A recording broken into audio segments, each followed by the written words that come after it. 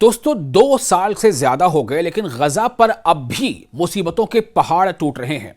और गजा पर कहने का मतलब क्या है? गजा में रहने वाले लोगों पर। आप सोचें, कोई मुसीबत किसी के साथ आती है, घंटे 2 घंटे 2 दिन 4 दिन 10 दिन 2 हफ्ते हम कितना परेशान हो जाते हैं। लेकिन आखिर ये गजा के लोग कैसे हैं? किस मिट्टी के बने हैं ये इतनी मुसीबतें, इतना जुल्म, इतनी तकलीफें, इतना दर्द बर्दाश्त कैसे कर पा रहे हैं? आप सोचें कि अक्टूबर 2023 से लेकर के अक्टूबर 2025 तक लगातार गजा पर हमले होते रहे। कहने को तो इसराइल हमला करता रहा, इसराइल एयर स्ट्राइक करता रहा, फिजा यानी हवा से बम गिराता रहा, मिसाइल दागता रहा। इसराइल की जो नेवी है वो मिसाइलें दागती रही, बम गिराती रही। इसराइल के जो मिलिट्री फोर्स हैं, जो जमीनी फौज है, वो जो है तोपों के जरिए से बमबारी करती रही। लेकिन यह सिर्फ इसराइल नहीं था, क्योंकि इसराइल को लगातार असलहे से मदद कौन कर रहा था, इसराइल को लगातार पैसों से मदद कौन कर रहा था, यह आप बखूबी जानते हैं। अब आपको भी यह बताना चाहते हैं कि 2 साल के बाद 10 अक्टूबर 2025 जब सीज फायर पर दस्तखत हो गए, 11 अक्टूबर 2025 से सीज फायर पर अमल शुरू हो गया, जंगबंदी नाफिज हो गई कि अब जंग बंदी है, कोई किसी पर हमले नहीं करेगा। उसके बाद इसराइल ने इन 11 अक्टूबर 2025 से लेकर अब तक में 600 से ज्यादा मर्तबा इसराइल की तरफ से सीज फायर की जंग बंदी की खिलाफ वर्जी हो रही है, उल्लंघन हो रहा है। गजा पर मुसलसल फजाई हमले हो रहे हैं, यानी एयर स्ट्राइक्स, और गोलाबारी भी हो रही है। काबिज इसराइल की सीज फायर मुआहदे की नई खिलाफ वर्जियां सामने आ रही हैं। एक ऐसे वक्त जब 25 दिसंबर को दुनिया ने क्रिसमस मनाया और यह देखा कि कैसे शायद इसी बहाने कुछ शांति आ जाए। वेटिकन, रोम के पोप भी इस बात की अपील कर रहे हैं कि गजा के लोगों को मदद की सख्त से सख्त जरूरत है। लेकिन हो क्या रहा है? गजा पर इसराइल लगातार हमले कर रहा है, जंगबंदी नाफिज है, सीज फायर लागू है, लेकिन हमले लगातार जारी है। काबिज इसराइल के जंगी तैयारों ने, यानी फाइटर जेट्स ने, शनिचर की सुबह भी गजा के जनूबी हिस्से में, जनूबी मतलब सदर्न पार्ट में, जनूबी हिस्से में वाक़े शहर खान यूनिस के मशरक़ी इलाकों को मुसलसल फ़ज़ाई हमलों का निशाना बनाया। इन हमलों के साथ साथ तोपखाने की शदीद गोलाबारी और काबिज इसराइली अस्करी यानी मिलिट्री व्हीकल्स की जानिब से अंधाधुंध फायरिंग भी की गई। यानी आसमान से भी गोले बरसाए जा रहे हैं, तोपों से भी गोले बरसाए जा रहे हैं, और जो अलग मिलिट्री व्हीकल्स हैं उनसे गोलियां चलाई जा रही। किन पर? गजा के लोगों पर। ये कहां रहते हैं? इसी दुनिया में रहते हैं, इसी अर्थ नामी प्लैनेट पर रहते हैं, इसमें हम और आप सांसें ले रहे हैं।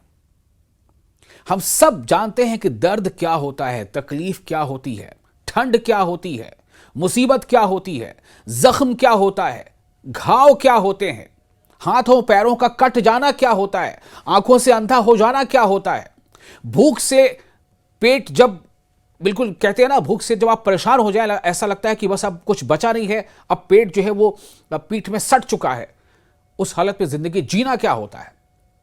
ये तमाम चीजें जो सिर्फ हम और आप शायद सुनते पढ़ते रहे हैं, गजावासी इसे भुगत रहे हैं और दुनिया देख रही है। दुनिया ने सीज फायर करवा दिया, लेकिन दुनिया की हिम्मत हो रही है उन बड़े ममालिक की, क्या यह मंशा है, यह नीयत है कि इसराइल हमला ना करे? अगर यह मंशा होती तो इसराइल हमले क्यों करता? जो जराए से, सोर्सेस से जानकारी मिल रही है, उनके मुताबिक काबिज इसराइली फिजाइया ने, यानी फिजाइया मतलब एयरफोर्स, फिजा आसमान, आसमानी फोर्स, फिजाइया एयरफोर्स ने खान यूनुस के मशरकी इलाके में, पूर्वी इलाके में यके बाद दिगरे 3 फजाई हमले किए। इन हमलों के दौरान इलाके में तैनात काबिज फोर्सेस की अस्करी गाड़ियों से शदीद फायरिंग की गई। यानी ऊपर से फिजाई हमले, एयर स्ट्राइक्स, और उन इलाके में जो मिलिट्री व्हीकल्स हैं इसराइल के, वो मिलिट्री व्हीकल्स से भी फायरिंग कर रहे हैं। जबकि जनूबी गजा, जनूबी यानी नॉर्थ साउथ, शुमाल जनूब, सदर्न दक्षिणी गजा की फजाओं में जंगी तैयारों की यानी फाइटर जेट्स की भरपूर परवाज भी जारी रही। एक तो गजा के लोग फिलहाल मौसम के मार झेल रहे हैं, जबरदस्त बारिश हो रही है, ठंड जबरदस्त पड़ रही है, बारिश कभी होती है कभी रुक जाती है, लेकिन ठंड जबरदस्त है। और उनकी जिंदगी कैसे गुजर रही है? टूटे फटे खेमों में, टेंट में, क्योंकि बिल्डिंग्स, उनके मकानात तो इसराइल ने तबाह कर दिए हैं बम गिरा गिरा करके। तो टेंट, खेमा जो लगे हैं वहां पर वो फट चुके हैं, कई टेंट फट चुके हैं। अब खेमे में आप पानी घुसने से कैसे रोक सकते हैं? क्योंकि जमीन के सतह के बराबर वो खेमे बनते हैं, वो खेमे बनते हैं, वो टेंट लगते हैं। पानी खेमों के अंदर चला जा रहा है, बच्चे पानी में खड़े होकर ठिठुर रहे हैं, कपड़े कंबल भीग चुके हैं। ये हालात है। बिजली का कोई खास निजाम नहीं है और ट्रकों पर इमदादी सामान, दुनिया के तमाम वो लोग जो इंसानियत का दर्द समझते हैं, एनजीओ के जरिए से सामान भेजा है उन्होंने, लेकिन रफा क्रॉसिंग से उधर इसराइल उसे गजा तक पहुंचने नहीं दे रहा है। 600 ट्रक को गजा के अंदर दाखिल होने की शर्त थी इस जंगबंदी में, लेकिन 150 से 200 ट्रक ही वो अंदर आने देता है। उसे भी रास्ते में इसराइली सेटलर्स जो यहूदी आबाद हैं वहां पर फिलिस्तीनी जमीनों पर, वो उसमें से भी लूटमार मचा लेते हैं। तो वसती गजा यानी सेंट्रल गजा में काबिज इसराइली हेलीकॉप्टरों ने अलब्रिज कैंप के मशरकी इलाकों को निशाना बनाते हुए फायरिंग की, जो काबिज इसराइल की मुसलसल जारहियत का हिस्सा है। इसी तरह गजा के जनूबी शहर रफाह में भी काबिज इसराइली हेलीकॉप्टरों ने बार बार फायरिंग की, जो सुबह के औकात में दोबारा शिद्दत अख्तियार कर गई।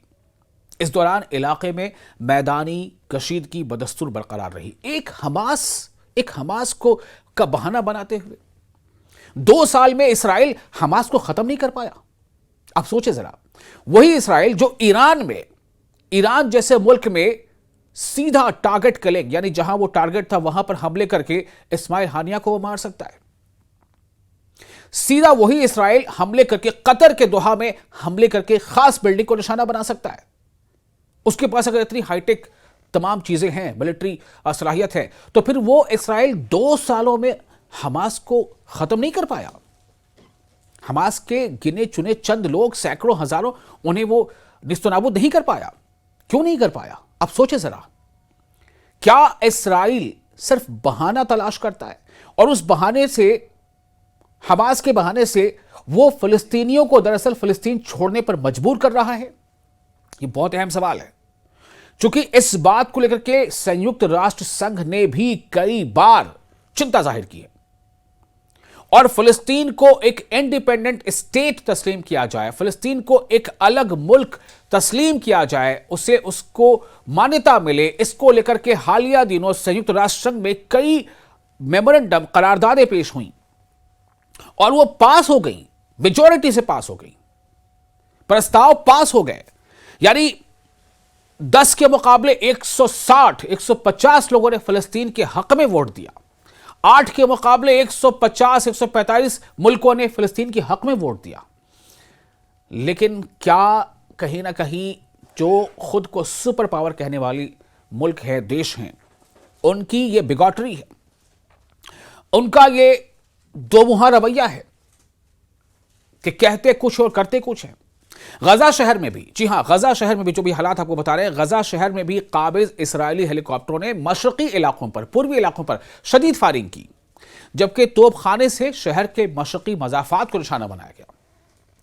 महाज जंग के आदाद और शुमार के मुताबिक काबिज इसराइल की जानिब से सीज फायर मुआहिदे के निफाज के बाद से अब तक की मुसलसल उल्लंघन, खिलाफ वर्जियों के नतीजे में गजा में 400 से ज्यादा फिलिस्तीनियों की जानें जा चुकी हैं। जंगबंदी के दौरान की यह बात बता रहा हूं आपको, 400 से ज्यादा फिलिस्तीनी मारे जा चुके हैं, जबकि 1000 से ज्यादा, तकरीबन 1200 से ज्यादा अफराद जख्मी हो चुके हैं। काबिज इसराइली फौज 10 अक्टूबर से नाफिज सीज फायर मुआहिदे की, हालांकि कुछ रिपोर्ट्स में 10 अक्टूबर का जिक्र आता है, कुछ रिपोर्ट में 11 अक्टूबर का जिक्र आता है। तो काबिज इसराइली फौज जो है अक्टूबर 2025 से लागू या नाफिज सीज फायर मुआहिदे की शिकों की खुल्लम खुल्ला खिलाफ वर्जी कर रही है और गजा के मुख्तलिफ इलाकों में फिजाई हमलों, तोपखानों की गोलाबारी और बराह रास्त फायरिंग का सिलसिला मुसलसल जारी रखे हुए है, जो फिलिस्तीनी अवाम के खिलाफ जारी सफाकियत और नस्ल कुशी यानी जेनोसाइड की वाज़ेह मिसाल है।